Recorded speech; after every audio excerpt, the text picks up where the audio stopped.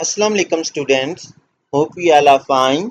Students, आज हम bio class 9 chapter number 6 topic number 7 nucleic acids पढ़ेंगे। So let's start.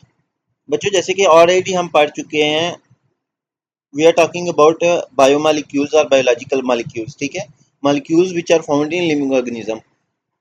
और हमने पढ़ा कि ये जो बायोमॉलिक्यूल्स ये टू टाइप्स के हैं, organic and inorganic. Inorganic biomolecules के हमारे पास हैं like water, salts etcetera. Organic biomolecules हैं जो हमारे पास वो हैं like carbohydrates, proteins, lipids, nucleic acids.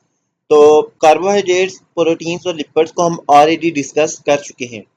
आज जिसको हम डिस्कस करेंगे वो है nucleic acids. So let's start.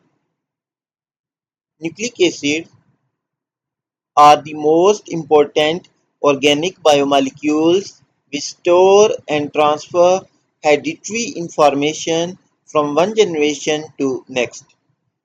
Students कह रहे हैं कि जो न्यूक्लिक एसिड्स हैं ये सबसे इम्पोर्टेंट ऑर्गेनिक बायोमोलिक्यूल्स हैं जो कि क्या करते हैं, जो स्टोर करते हैं और ट्रांसफ़र करते हैं हेरिडिटरी इंफॉर्मेशन को एक जनरेशन से दूसरी जनरेशन में। ठीक है, there are two main types of nucleic acid. Students कह रहे हैं कि जो न्यूक्लिक एसिड है उसकी दो मेन टाइप्स हैं। First one is deoxy ribo nucleic acid और डीएनए राइबो न्यूक्लिक एसिड, जिसको हम आरएनए भी कहते हैं। ठीक है, both types of nucleic acids DNA and RNA are made up of many units called nucleotides. बच्चों कह रहा है कि ये दोनों टाइप के जो न्यूक्लिक एसिड्स हैं, डीएनए भी और आरएनए भी, ये दोनों बहुत सारे यूनिट्स से मिलके बने होते हैं जिनको हम क्या कहते हैं, न्यूक्लियोटाइड्स। ठीक है, तो जो बेसिक यूनिट है जिससे डीएनए और आरएनए मिलके बने हुए वो क्या है, न्यूक्लियोटाइड। तो सबसे पहले अब हम देखेंगे कि न्यूक्लियोटाइड क्या होता है, उसका स्ट्रक्चर क्या है। तो नेक्स्ट है हमारे पास structure of nucleotide. Each nucleotide is made up of three components. Students कह रहा है कि जो एक न्यूक्लियोटाइड है वो थ्री कंपोनेंट से मिलके बना हुआ है। ठीक है, वो तीन कंपोनेंट्स कौन कौन से हैं। First one is pentose, a 5 carbon sugar. कह रहा है सबसे पहले कंपोनेंट जिससे न्यूक्लियोटाइड मिलके बना हुआ होता है वो है पेंटोज। बच्चों हमने पढ़ी थी जब क्लासिफिकेशन ऑफ कार्बोहाइड्रेट्स, उसमें हमने मोनोसेक्राइड्स की क्लासिफिकेशन जब पढ़ी तो हमने कहा था कि उनको हम क्लासीफाई कर सकते हैं on the base of number of carbon atom, like trioses, tetroses, pentoses के अगर 3 कार्बन है तो ट्रायोजीज, 4 कार्बन प्रेजेंट है तो टेट्रोजीज, 5 प्रेजेंट है तो पेंटोजीज, 6 प्रेजेंट है तो हेक्सोजीज एक्सेट्रा। तो अब वो कह रहा है कि सबसे पहले जो न्यूक्लियोटाइड का कंपोनेंट है वो है पेंटोज, यानी एक 5 carbon sugar. Next is nitrogen containing ring structure called nitrogen base. कह रहा है उसके अलावा एक nitrogen containing ring structure present होता है। ठीक है, जिसको हम कहते हैं ये क्या है, ये नाइट्रोजन बेस है, which is attached at the first carbon of pentose sugar. ठीक है, जो बच्चों पेंटोज शुगर है उसमें कितने कार्बन है, 5 कार्बन। तो कह रहा है उसके जो कार्बन नंबर 1 है या फर्स्ट कार्बन है उसके साथ ये जो बेस है ये क्या होती है, अटैच होती है। And third component is phosphate group. ठीक है, phosphate group acid attached with fifth carbon of pentose sugar. और कह रहा है कि ये जो पेंटोज शुगर का कार्बन नंबर 5 है ये उसके साथ अटैच होता है। बच्चों अगर आप ये देखें फिगर 6.11 में, ये साइड पे आपको नजर आ रही होगी, ये है स्ट्रक्चर ऑफ अ न्यूक्लियोटाइड। आपको तीन कंपोनेंट्स नजर आ रहे हैं, ये इन्होंने डॉटेड बॉक्स में इनको लेबल किया हुआ, ये तीन कंपोनेंट है। सबसे पहले अगर आप देखें सेंटर में, तो ये जो है आपको 5 एक रिंग नजर आ रही है, ये 5 कार्बन वाली क्या शुगर है, इसको हम कहेंगे ये पेंटोज शुगर है।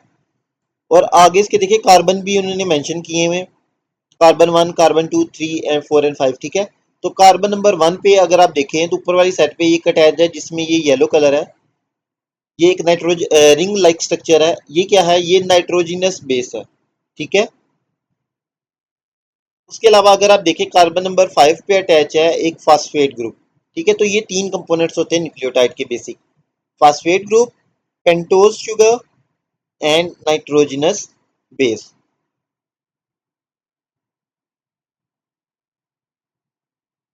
Pentose sugar in nucleic acid is of further two types.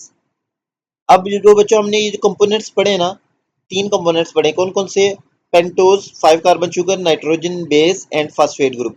तब सबसे पहले कह रहा है कि जो पेंटोज शुगर है वो न्यूक्लिक एसिड में वो भी 2 टाइप्स की होती है, क्योंकि हमारे पास जो न्यूक्लिक एसिड है वो भी तो 2 टाइप का होता है, डीएनए और आरएनए। तो अब जो डीएनए में जो शुगर होती है वो होती है डीऑक्सीराइबोज, और जो आरएनए में शुगर प्रेजेंट है वो क्या है? राइबोज। ये दोनों है 5 कार्बन पेंटोजेज हैं, यानी 5 कार्बन शुगर हैं, ठीक है, लेकिन दोनों में डिफरेंस है। तो कह रहा है pentose sugar in nucleic acid is of the 2 types की, 2 टाइप की है। एक है डीऑक्सीराइबोज इन डीएनए, एक डीऑक्सीराइबोज है जो कि डीएनए में प्रेजेंट होती है, एक राइबोज है which is present in RNA. Next is the nitrogen bases in nucleic acid are also of two main types. अब जो हमने पढ़े हैं ना, 3 कंपोनेंट्स पढ़े थे न्यूक्लियोटाइड के, एक पेंटोज शुगर पढ़ ली, और अब हमने पढ़ा कि वो भी 2 टाइप के हैं, कि डीएनए में डीऑक्सीराइबोज शुगर होती है और आरएनए में राइबोज। अब नेक्स्ट पढ़ा था हमने नाइट्रोजन बेसिस। अब वो भी कह रहा है कि जो न्यूक्लिक एसिड में जो नाइट्रोजन बेसिस प्रेजेंट होती हैं वो भी 2 टाइप्स की हैं। First one is purines which are nitrogen containing double ring structures, for example adenine and guanine. कह रहा है बच्चों जो प्यूरीन्स हैं ये क्या हैं? ये डबल रिंग स्ट्रक्चर्स हैं, ठीक है। डबल रिंग का क्या मतलब है कि इनके अंदर 2 रिंग्स प्रेजेंट होती हैं, ठीक है। अगर आप गौर करें, ये जो फिगर 6.11 में स्ट्रक्चर ऑफ न्यूक्लियोटाइड दिया हुआ है, इसमें ये जो हमारे पास नाइट्रोजन बेस दी हुई है, इसमें अगर आप देखें ये एक रिंग और साथ में दूसरी 2 रिंग्स हैं, ठीक है, और ऊपर इसका बेस का नाम लिखा हुआ है। ये कौन सी बेस है? ये गवानीन है, ठीक है। तो कह रहा है बच्चों ऐसी बेसिस जिनके अंदर डबल रिंग या 2 रिंग्स प्रेजेंट होंगी वो प्यूरीन्स बेसिस हैं। वो कौन सी हैं? Purine. Which purines are nitrogen containing double ring structures. और वो कौन कौन सी बेसिस है जिनके अंदर डबल रिंग प्रेजेंट होती है? वो 2 हैं, एडिनिन एंड गवानीन, ठीक है, ये आपने नाम याद रखना है। नेक्स्ट जो टाइप है नाइट्रोजन बेसिस की वो है pyrimidines. Pyrimidines which are nitrogen containing single ring structures. Pyrimidines कह रहा है ये nitrogen containing single ring structures हैं, ठीक है, यानी इनके अंदर एक ही रिंग प्रेजेंट होती है। और वो कौन कौन सी बेसिस हैं जो पायरिमिडीन है या जिनके अंदर सिंगल रिंग प्रेजेंट होती है? वो 3 है, cytosine, thymine and uracil. Name of the nucleotides are given on the basis of the type of pentose sugar and nitrogen base they have. कह रहा है कि जो न्यूक्लियोटाइड का नाम होता है ना वो किसकी बेस पे होता है? दो on the base of type of pentose sugar के कौन सी पेंटोज शुगर प्रेजेंट है, and nitrogen base they have, और कौन सी नाइट्रोजन बेस प्रेजेंट। अच्छा बच्चों हमने पढ़ा है ना कि पेंटोज शुगर के कार्बन नंबर 1 पे नाइट्रोजन बेस अटैच होती है, और हमने बेसिस के पढ़ा के 2 टाइप्स होती है, प्यूरीन्स एंड पायरिमिडीन्स। प्यूरीन्स क्या होती है? डबल रिंग्ड होती हैं, पायरिमिडीन सिंगल रिंग्ड होती हैं। टोटल जो हमने बेसिस के नाम पढ़े वो कितने? 5 पढ़े। कौन कौन सी? Adenine, guanine, cytosine, thymine and uracil. ये 5 ही बेसिस पढ़ी है ना। तो अब वो कह रहा है कि जो न्यूक्लियोटाइड का नाम होगा वो उसकी बेस पे होगा कि उसमें शुगर कौन सी प्रेजेंट है, उस नाइट्रोजन बेस कौन सी प्रेजेंट है, ठीक है, क्योंकि एट अ टाइम एक ही नाइट्रोजन बेस एक न्यूक्लियोटाइड में प्रेजेंट होगी ना, एक ही अटैच होगी कार्बन नंबर 5 के साथ। The DNA molecules consisted of 4 different type of nucleotides called deoxyribonucleotides. कह रहा है कि डीएनए के molecules which consist of 4 different type of nucleotides, इनके पास चारों डिफरेंट टाइप के न्यूक्लियोटाइड्स प्रेजेंट हूँ, उनको हम क्या कहेंगे? ये कौन से न्यूक्लियोटाइड्स हैं? ये डीऑक्सीराइबोन्यूक्लियोटाइड्स हैं। Each deoxyribonucleotide can have any one of nitrogen base from adenine, cytosine, guanine and thymine. The RNA molecule also consists of 4 type of nucleotide called ribonucleotide. अच्छा बच्चों, अब हमने पढ़ा था न्यूक्लिक एसिड 2 तरह के होते हैं, डीएनए और आरएनए। अब कह रहा है कि डीएनए के अंदर जो न्यूक्लियोटाइड्स प्रेजेंट होंगे ना उनको हम कहेंगे ये डीऑक्सी राइबोन्यूक्लियोटाइड्स हैं, ठीक है, क्योंकि उनके अंदर जो शुगर होगी वो कौन सी होती है? वो डीऑक्सी राइबोज होती है, इसलिए इनका जो नाम होगा डीऑक्सी राइबोन्यूक्लियोटाइड्स। जो आरएनए के अंदर न्यूक्लियोटाइड्स प्रेजेंट होंगे उनको हम कहेंगे ये कौन से न्यूक्लियोटाइड्स हैं? ये राइबोन्यूक्लियोटाइड्स हैं, ठीक है। अब कह रहा है कि डीएनए के अंदर भी 4 तरह के न्यूक्लियोटाइड्स होते हैं और जो आरएनए उसके अंदर भी 4 तरह के न्यूक्लियोटाइड्स होते हैं, ठीक है। Each ribonucleotide can have any one of the nitrogen base from adenine, cytosine, guanine and uracil. Okay, अब कह रहा है कि जो डीऑक्सीराइबोन्यूक्लियोटाइड्स हैं यानी जो डीएनए के न्यूक्लियोटाइड्स हैं उसके पास इन चारों में से कोई भी न्यूक्लियोटाइड कोई भी बेस प्रेजेंट हो सकती है। Adenine, guanine, cytosine and thymine. जबकि कह रहा है कि जो आरएनए उसके पास भी 4 तरह के बेसिस होती हैं, कोई भी उनमें से प्रेजेंट हो सकती है। और वो कौन कौन सी बेसिस है? Adenine, cytosine, guanine and uracil. आप अगर आप गौर करें, जो एडिनिन, गवानीन और साइटोसिन है, ये डीएनए में भी बेसिस प्रेजेंट है और ये आरएनए में प्रेजेंट है। तो डिफरेंस कहाँ पे? डिफरेंस है सिर्फ एक बेस का, थायमीन और यूरासिल का। ये आपने याद रखनी है। जो थायमीन बेस होती है बच्चों, वो सिर्फ डीएनए में प्रेजेंट होती है, और जो यूरासिल बेस है वो सिर्फ आरएनए में प्रेजेंट होती है। ठीक है, बाकी जो तीनों बेसिस हैं वो डीएनए और आरएनए दोनों में प्रेजेंट होती है। तो अब जो थायमीन होती है, जो डीएनए में प्रेजेंट होती है, उसके जगह आरएनए में यूरासिल प्रेजेंट होगी। ठीक है, so DNA nucleotides can have thymine while RNA nucleotides can have uracil as nitrogen base। वही बात जो बच्चों मैंने बताई है आपको, कह रहा है कि जो डीएनए के न्यूक्लियोटाइड्स हैं उनके पास थायमीन हो सकती है, जबकि आरएनए के जो न्यूक्लियोटाइड्स हैं उनके पास यूरासिल हो सकती है एज नाइट्रोजन बेस। ठीक है, ये आप देखिए अगर फिगर 6.12 में, ये जो साइड पे आपको नजर आ रहा है, ये क्या है? Types of nitrogen bases. ठीक है, तो देखिए नाइट्रोजन बेसिस अगर हम देखें तो मेनली हमने कहा था कि दो टाइप्स की हैं, प्यूरीन एंड पायरिमिडीन। जो पायरिमिडीन है वो सिंगल रिंग्ड होती हैं, और इसमें कौन कौन सी बेसिस आ जाती हैं? Uracil, thymine, cytosine. अब ये बस स्ट्रक्चर की बात है। और जो प्यूरीन है ये डबल रिंग्ड होती हैं, इसमें आ जाती हैं एडिनिन एंड गवानीन। ठीक है, उसके बाद हमने ये भी पढ़ा कि जो डीएनए उसमें कौन इन टोटल हमारे पास बेसिस कितनी आ गई? 5। Adenine, guanine, cytosine, thymine, uracil. जो डीएनए में प्रेजेंट होती हैं वो कौन कौन सी प्रेजेंट होती है? Adenine, guanine, cytosine and thymine. जबकि आरएनए में कौन कौन सी बेसिस प्रेजेंट होती हैं? Adenine, guanine, cytosine and uracil. Thymine present नहीं होती। थायमीन डीएनए में प्रेजेंट होती है और यूरासिल आरएनए में प्रेजेंट होती है।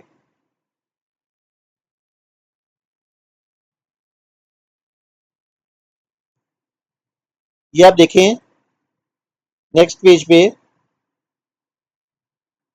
फिगर 6.13 में, structure of RNA and Watson and Crick model for structure of DNA. बच्चों आरएनए का भी स्ट्रक्चर दिया हुआ है और Watson and Crick model of DNA भी दिया हुआ है। अच्छा, बच्चों जो है ना, बिफोर 1950 तो ये कंफर्म नहीं था कि जो हेरिडिटरी मटेरियल है वो डीएनए है। तो बहुत सारे लोग ये सोचते थे कि जो प्रोटीन्स हैं वो हेरिडिटरी मटेरियल है। ठीक है, प्रोटीन्स और डीएनए के बीच जो न्यूक्लिक एसिड के बीच में कंफर्म नहीं था कि हेरिडिटरी मटेरियल कौन सा है। जब ये कंफर्म हुआ कि जो हेरिडिटरी मटेरियल है वो डीएनए है, न्यूक्लिक एसिड है, वो जो प्रोटीन्स हैं वो नहीं है। उसके बाद क्या हुआ कि 1953 में दो साइंटिस्ट थे हमारे पास, वेटसन एंड क्रिक। इन्होंने ना डीएनए का स्ट्रक्चर का एक मॉडल दिया कि डीएनए का स्ट्रक्चर कैसा होता है। ठीक है, अब ये आप देखें 6 ये जो पहली है फिगर, ये सिंगल स्टैंडर्ड आरएनए है। ठीक है, मतलब आरएनए हमने पढ़ा ना कि ये सिंगल स्टैंडर्ड होता है। तो अगर आप इसके स्ट्रक्चर पे गौर करें, दरमियान में आपको ये जो ऐसे 5 कॉर्नर वाली फिगर नजर आ रही है जो ब्लू कलर में लेवल, ये क्या है? ये एक पेंटोज शुगर है। ठीक है, राइबोज। उसके साथ अगर आप इस तरफ देखें तो एक बेस लगी हुई है, और उस तरफ देखिए तो पी लिखा हुआ है, यानी फास्फेट ग्रुप अटैच है। जब ये तीनों मिल जाते हैं तो ये एक न्यूक्लियोटाइड बना देते हैं। और देखें बहुत सारे न्यूक्लियोटाइड, 1 2 3 4, बहुत सारे न्यूक्लियोटाइड जब आपस में ज्वाइन हो रहे हैं और एक चेन बना लिया है, तो ये क्या बन गया? ये एक आरएनए बन गया है, और सिंगल स्टैंडर्ड आरएनए। ठीक है, नेक्स्ट में भी आरएनए बताया हुआ है, उसके ये बताया हुआ है कि ये बेसिस है। नेक्स्ट बताया हुआ है हमें डीएनए। डीएनए अगर आप देखें, मेन जो डिफरेंस है आरएनए और डीएनए में, ये क्या है? ये डबल स्टैंड है, इसमें 2 स्टैंड्स होते हैं। ठीक है, और दोनों स्टैंड्स आपस में ज्वाइन होते हैं थ्रू नाइट्रोजन बेसिस। ये जो बीच में आपको नजर आ रही है ये बेसिस हैं। ठीक है, ये उसके बाद अगर आप देखें डीएनए लैडर नेक्स्ट फिगर में शो की हुई। अच्छा बच्चों, जो डीएनए है ना, इसमें आप क्योंकि बेस पेयरिंग हुई होती है, यानी बेसिस ने क्या किया होता है आपस में, अम, उसके थ्रू ये ज्वाइन होते हैं उन्होंने। तो जो हमेशा होता है ना, ये जो बेस पेयरिंग है ये स्पेसिफिक है। जो हमेशा एडिनिन है ये बॉन्ड बनाती है थायमीन के साथ, और गवानीन हमेशा बॉन्ड बनाती है साइटोसिन के साथ। ठीक है, अब उसके अलावा ये देखिए आप, ये नजर आ रहा है सी और जी लिखा हुआ है। सी फॉर क्या है? साइटोसिन, ये डीएनए लेटर वाली फिगर में। ठीक है, और जी फॉर क्या है? गवानीन। तो साइटोसिन गवानीन बेस के साथ हमेशा पेयर होगी। नेक्स्ट है A for adenine, T for thymine. Adenine हमेशा थायमीन के साथ पेयर बनाएगी। ऐसे adenine, thymine, cytosine, guanine, guanine, cytosine, adenine, thymine, ये ऐसे बेस पेयरिंग हुई है। और इन्होंने क्या किया हुआ है? ये एक डबल स्ट्रैंडेड स्ट्रक्चर बनाया हुआ है। और अगर आप साइड पे गौर करें तो क्या लिखा हुआ है, P, P for phosphate group इस साइड पे अटैच है, और जो साथ में क्या हमारे पास होगी, राइबोज शुगर। अगर आप नेक्स्ट में देखें, एंटी पैरेलल डीएनए स्ट्रैंड बताया हुआ है। अच्छा, अब ये डीएनए का जो है ना, ये ओपन स्ट्रक्चर है, इसमें अगर आप देखें, ये उसी तरह से एक पेंटोज शुगर है, ये ब्लू कलर में, उसके साथ ये देखें सी, ये क्या है, नाइट्रोजन बेस है, इस तरफ पी फास्फेट ग्रुप है। ये एक न्यूक्लियोटाइड है। जब बहुत सारे न्यूक्लियोटाइड ज्वाइन हुए तो एक सिंगल स्टैंड बन गया। इस तरफ भी एक हमारे पास स्टैंड है। जब दोनों स्टैंड आपस में ज्वाइन हो गए तो इन्होंने क्या बना लिया, हमारे पास डीएनए या डबल स्टैंडर्ड न्यूक्लियर एसिड। ठीक है, अब ये देखें, उसके अलावा अगर आप गौर करें, ये इस फिगर में सी और जी के बीच में आपको 3 लाइंस नजर आ रही होंगी डॉटेड। इसी तरह ए और टी के बीच में आपको 2 लाइंस नजर आ रही होंगी रेड कलर की। ठीक है, अब ये क्या है, ये अब ये जो बेसिस है आपस में, जैसे ए और टी है, ये आपस में कैसे ज्वाइन होंगी, ये आपस में अटैच होती है थ्रू हाइड्रोजन बॉन्ड, यानी आपस में हाइड्रोजन बॉन्ड बना लेते। इसी तरह साइटोसिन और गवानीन के बीच में हाइड्रोजन बॉन्ड होंगे। लेकिन डिफरेंस कहाँ पे है कि जो साइटोसिन और गवानीन है, ये आपस में ज्वाइन होती है थ्रू 3 हाइड्रोजन बॉन्ड्स, यानी ये 3 हाइड्रोजन बॉन्ड्स बनाती हैं। जबकि एडेनिन और थाइमिन के बीच में हाइड्रोजन बॉन्ड्स कितने होते हैं, 2। ठीक है, ये आपने याद रखना। ये देखिए नीचे लिखा हुआ है, triple hydrogen bonds between G and C, यानी guanine and cytosine, double hydrogen bonds between thymine and adenine. उसके अलावा ये कह रहा है कि ये दोनों जो स्टैंड है ना, डीएनए में 2 स्टैंड है, एक ये स्टैंड है इस साइड पे और एक इस साइड पे, ये दोनों एंटी पैरेलल है। इसका क्या मतलब है बच्चों, अगर एक की डायरेक्शन 5 to 3 प्राइम है तो दूसरे की 3 to 5 प्राइम होगी। ठीक है, आप दोनों अपोजिट डायरेक्शन में रन कर रहे होते हैं।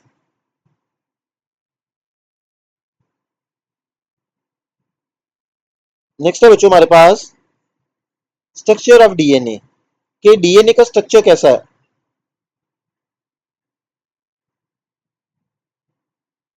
DNA molecule is a polynucleotide as it is made up of many deoxyribonucleotides।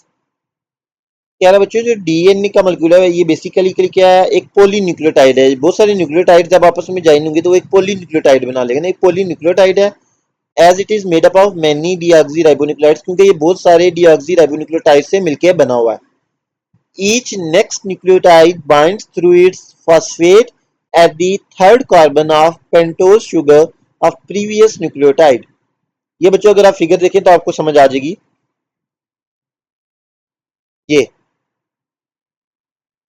ये जो दरमियान में आपको नजर आ रहा है शुगर, पेंटोज शुगर, इसके साथ देखिए नीचे भी एक पेंटोज शुगर है। ये दोनों जो शुगर्स हैं ये आपस में कैसे ज्वाइन है कि उसका देखिए जो फर्स्ट वाला है उसके कार्बन नंबर 3 और इसके नेक्स्ट के कार्बन नंबर 5। ये देखें, कह रहा है ईच नेक्स्ट न्यूक्लियोटाइड, कह रहा है जो एक जो नेक्स्ट न्यूक्लियोटाइड है वो बाइंड करता है टू इस phosphate at third carbon of pentose sugar. कह रहा है जो उसके कार्बन नंबर 3 पे जो फास्फेट है उसके साथ प्रीवियस न्यूक्लियोटाइड। ठीक है, structure of DNA was explained by two scientist. कह रहे जो डीएनए का स्ट्रक्चर है उसको एक्सप्लेन किया था 2 साइंटिस्ट ने। कौन कौन से, James Watson and Francis Crick.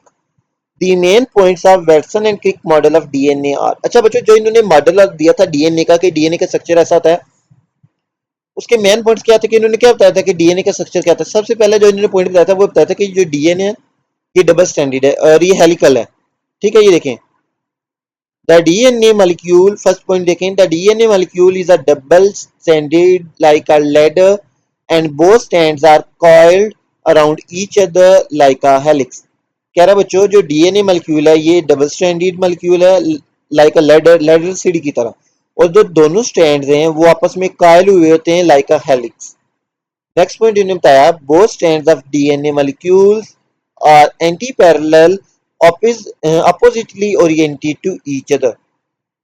Next कह रहा है कि जो दोनों स्ट्रैंड्स है डीएनए के वो एंटी पैरेलल हैं। ठीक है, एंटी पैरेलल का क्या मतलब है कि oppositely orient to each other, एक दूसरे के अपोजिट है। Next is the backbone upright of molecule are composed of sugar and phosphate part of nucleotide while bases form the rungs। कह रहा है कि जो बैकबोन है इस लेटर की वो कौन कौन बना रहा था, वो शुगर और फास्फेट मॉलिक्यूल्स बना रहे होते हैं। ठीक है, जबकि जो बेसिस होती हैं वो रंग्स बना रही होती हैं। Next point is The amount of adenine and thymine is always equal and amount of cytosine and guanine is always equal in DNA molecule.